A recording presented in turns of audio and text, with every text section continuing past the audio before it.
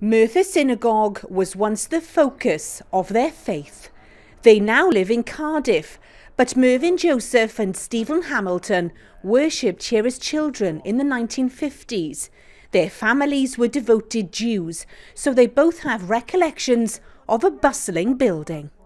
The services were held very regularly, so that all the Jewish festivals were celebrated here every Saturday and a Friday night. I can remember, although it's a long time ago, when I was 13 and bar mitzvah, that the service was here and you had to say your piece, which was, and people from around would come. It's been a long time since the synagogue saw those important days, but for Stephen it's important to see it back in use. The Hamiltons were very much instrumental in keeping the community vibrant and the services functioning. And I just feel it would be very sad if suddenly this building, this beautiful, beautiful building, became obsolete. It was constructed in a rare Gothic style, unheard of for synagogues in the late 19th century. The original ark still exists today and was cherished by the hundreds of Jews that made their way from mainland Europe to Merthyr Tydfil.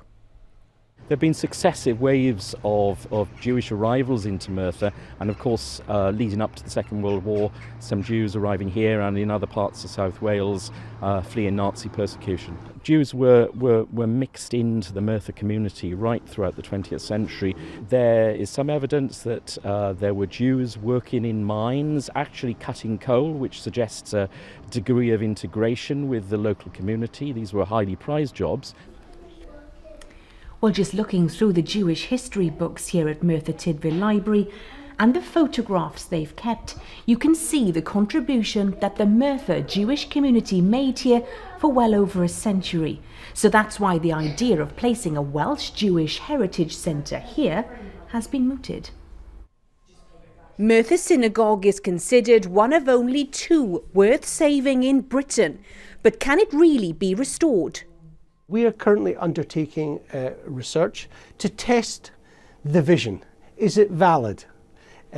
Will, for example, schools visit the synagogue as part of religious education? Tourism, we know Merthyr's right next to Brecon Beacons. Can we anticipate the number of visitors, for example?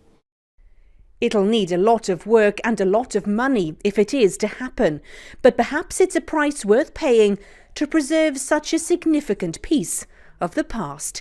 Hannah Thomas, ITV News in Merthyr Tydfil.